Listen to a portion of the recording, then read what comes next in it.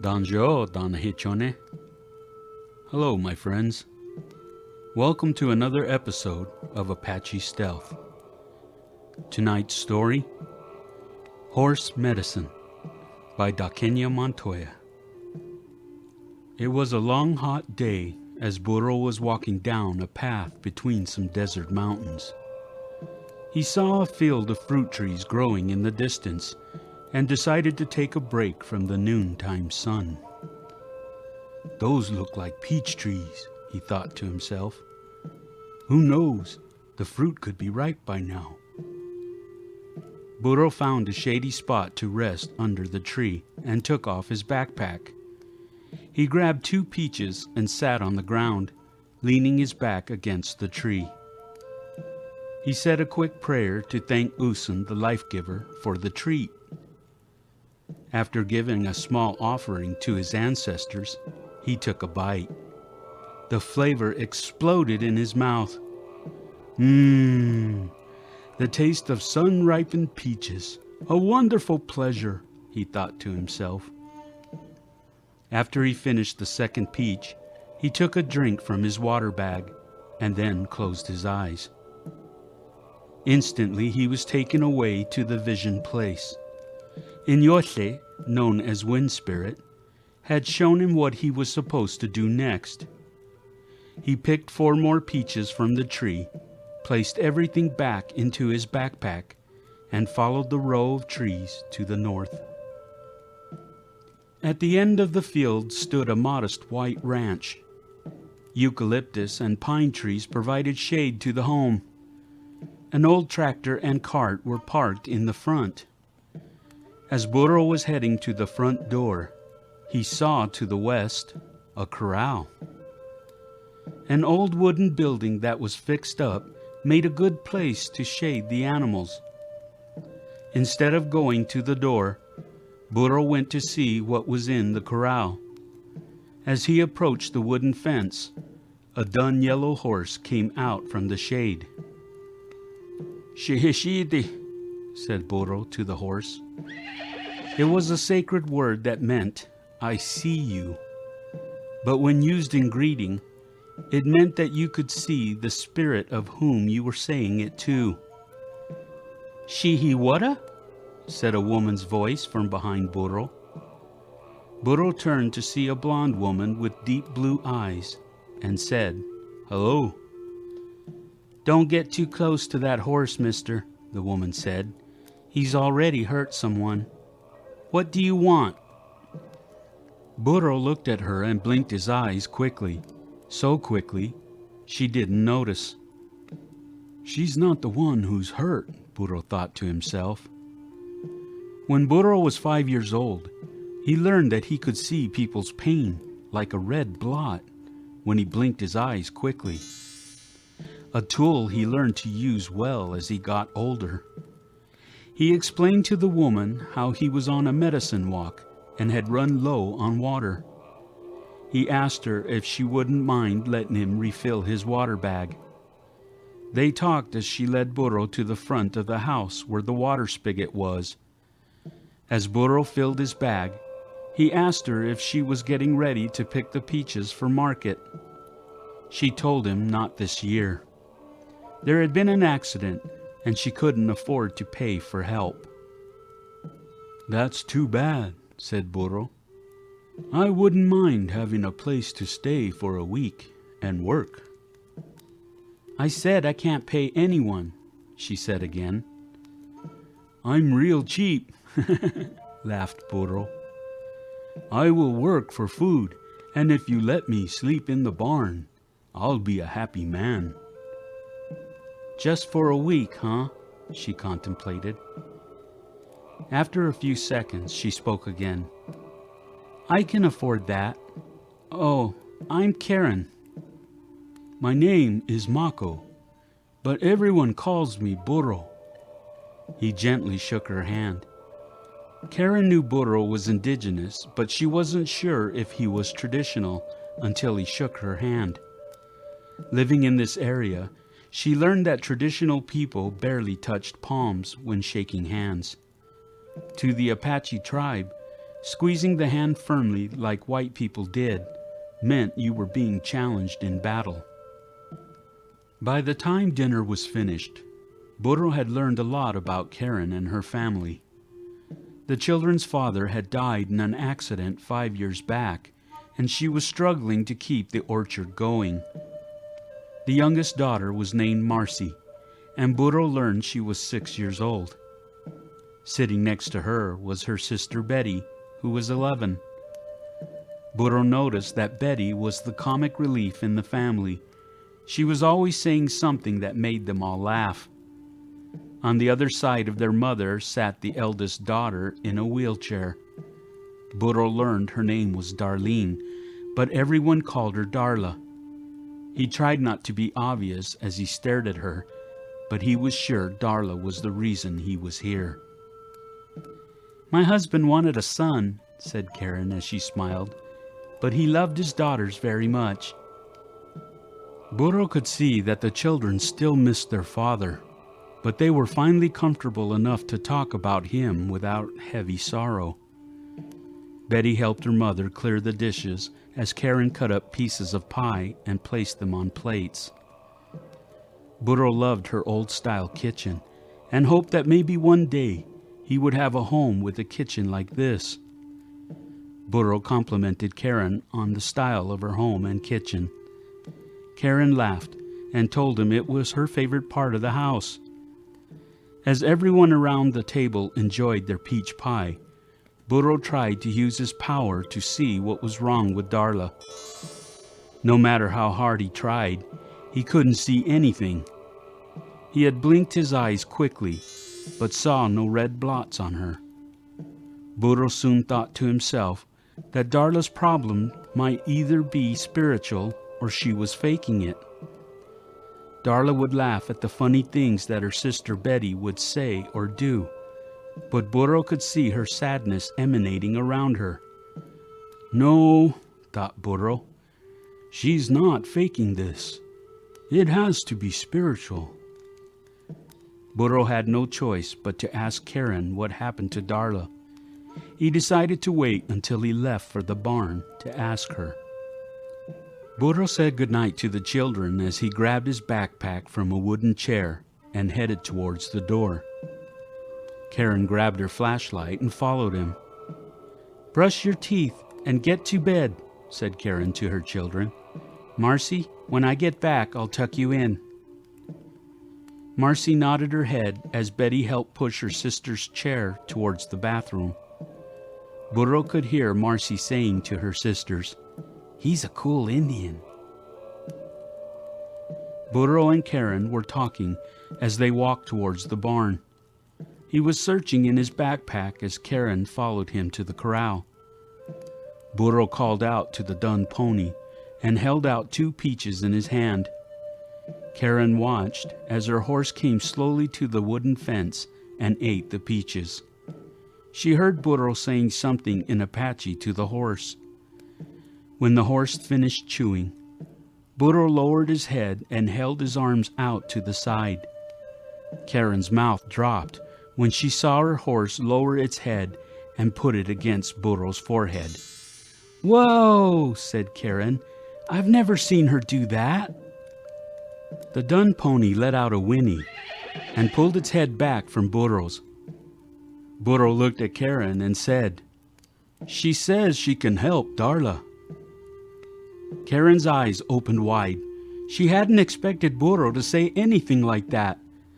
She opened her mouth to say something, but too many words tried to come out at once. She finally stopped herself and took a breath. Burro laughed. It was funny to see Karen trying to spit words out that sounded more like grunting. Karen held her hands out as if her body was trying to say stop. "Oh, okay. What just happened?" asked Karen, stupefied. Burro's smile went away as he looked seriously at Karen and said, "I'll explain to you what the pony said, if you tell me what happened to Darla." Burro waited for Karen to say something, but she was like a record with a scratch. She was stuck on one spot. "All right," said Burro. "I'll go first." Karen listened to Burro as he told her that the dun pony called herself Wi'isi'i, a spirit name, as the pony was no ordinary horse. Darla and her father used to ride out to the orchard every day. Wi'isi'i is Karen's horse, but Darla and the pony had bonded in a spiritual way. Darla didn't know that when she would relax her mind, Wi'isi'i was able to hear her thoughts. Darla just thought the horse they called Rebel was able to pick up what Darla wanted her to do by body motion. "Wi'isi'i misses your husband, and the horse he rode too," said Burro. He then told Karen that she had sold her husband's horse when he first died to help pay for the funeral. Karen was still speechless, bewildered as she continued to listen to him. Burro went on. "About one summer ago, Wi'isi'i and Darla were riding towards the west. Darla's mind was opened and locked into the horse's spirit when Wi'isi'i almost stepped on a rattlesnake. That sudden jolt to both their psyche was like being struck by lightning. The pony bolted, and Darla fell from the horse. She couldn't feel her legs after that." "That's why Rebel threw her?" exclaimed Karen. "We never knew why Rebel threw her. When Rebel returned without Darla, I searched for hours until I found her." Burro listened now. He didn't want to interrupt as Karen finally started speaking. "The doctor said there was minor damage, but in the end they couldn't figure out why Darla couldn't feel her legs. They thought it might be psychosomatic, but Darla showed no signs of it being a mental thing. So what exactly is wrong with my daughter?" After a few seconds, Burro finally answered. "To make this easy, let's just say, when Darla disconnected from Wi'isi'i, she left her legs in the spirit world." Karen was looking all around, but wasn't seeing anything. She was actually searching inside her head. She had never heard of anything like this before. There was nothing in her mental files to even come close. How could she explain the things she heard Burro saying? But nothing else made sense. Nothing about this whole experience made sense. "I can help Darla. Wi'isi'i and I can help her," said Burro. Karen's mind stopped searching and she looked at him. "How can you help her?" Burro told Karen about horse medicine ceremony. How at the end of the week they could do the ceremony and Darla would be able to walk again. Karen's mind was finally burnt out, and thinking was starting to give her a headache. "Sleep on it," said Burro. "Tomorrow's a new day, and after you've thought about it, you can decide then. If you decide to do this, then we can talk to Darla about it. I will be here till the end of the week anyway. I have work to do, remember?" "That was a great dinner, Karen," added Burro. "Walk in beauty." Burro grabbed his backpack and headed for the barn. 5 days had passed since Burro had shocked Karen. It took Karen 2 days to decide to do the ceremony. When all the children had learned about Wi'isi'i, Darla had gotten close to Burro. She told him stories of how Rebel and her had been so close. Darla eventually stopped calling her pony Rebel, and every time she called out to Wi'isi'i, the horse would bow her head and come to Darla. Burro didn't mind working with all the children following him. Betty pushed Darla's chair through the sand as the children asked him stories. By the end of the week, they were sad that Burro would be leaving soon. Karen had asked him to stay on the rest of the summer, but Burro had to decline. He told them all that there were others out there that needed his help, but one day he would see them again. On the last day before the ceremony, Burro had instructed Darla not to eat or drink anything. He painted yellow symbols on her face, hands, and feet. The children were told by their mother not to bother Darla in her room unless she needed help to go to the bathroom. That day, Darla stayed in her room and did all the things that Burro had asked her to do. Karen watched as Burro built a ceremonial fire and had drawn symbols on the ground. She didn't understand why he was doing things to himself either. Burro then told Karen that when sundown came, he wouldn't be able to speak with anyone. Before the sun would rise in the morning, Karen was to bring Darla out to him. The children could watch, but everyone must be quiet. Karen did as Burro said, and at sunset, she left Burro sitting alone by a small fire. Wi'isi'i was lying on the ground next to him. The dark morning sky was barely changing color when Karen brought her family out to the ceremonial pit. Burro smiled at them and they smiled back. They stood in the east and placed blankets on the ground for them to sit. Burro came and picked up Darla from her chair and took her to the fire. He placed her gently on a blanket on the ground, facing east.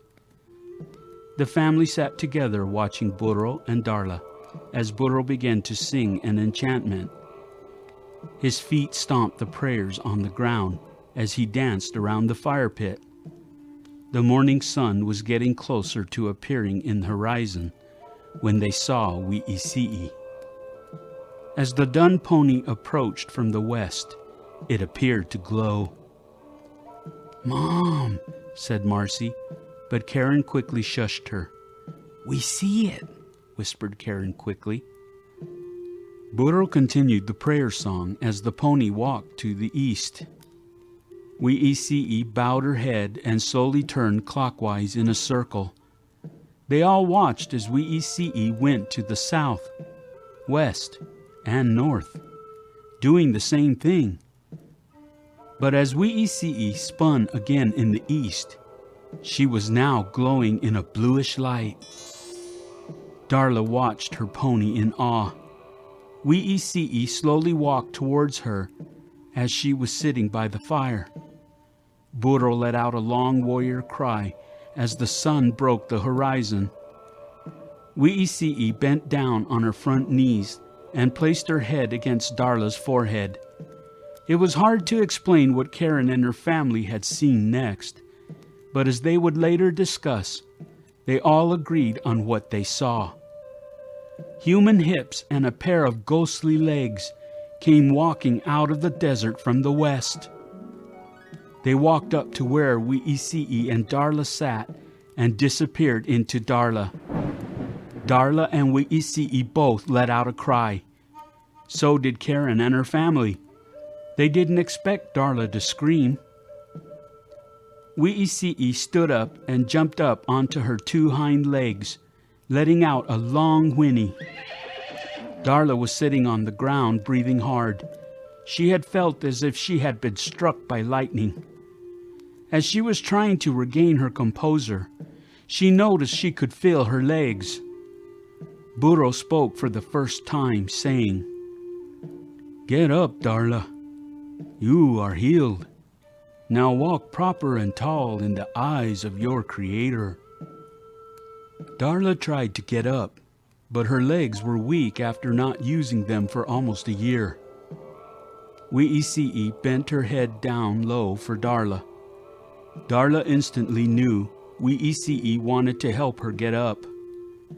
Karen's eyes began to tear up as she watched her daughter grab hold of the dun pony's head, and she lifted Darla to her feet. Darla stood there in the new morning sun, tears in her eyes as she hugged Wi'isi'i. Darla turned to Burro, and she tried to hug him, but Burro stepped back, saying, "Not yet, Darla. but soon. Darla turned to her family, and they all ran towards her. Burro finished his prayer and walked away, leaving the family to be with each other.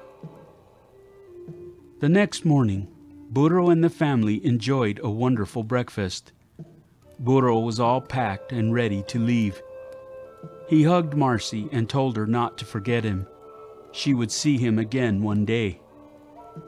Burro then hugged Betty, who then asked him not to go away. But Burro again assured her he would see her again too. Burro smiled at Karen. He didn't know if he should shake her hand. Karen hugged Burro, and he hugged her back. They looked at each other, even though no words were said, tears in Karen's eyes. Then Burro held out his hands to Darla. Crying hard, Darla ran into his arms. "Thank you," said Darla, "for everything." "Just one more thing," added Burro. "I was told to tell you something." Darla's tear-stained face stared at Burro in curiosity. He kissed her forehead and in a different voice said, "Happy birthday, Bumblebee. I love you." The entire family was again thunderstruck as they watched Burro walking down the road. Darla remembered how her father always kissed her forehead and called her Bumblebee. He had crossed over into the spirit world the day before Darla's 10th birthday.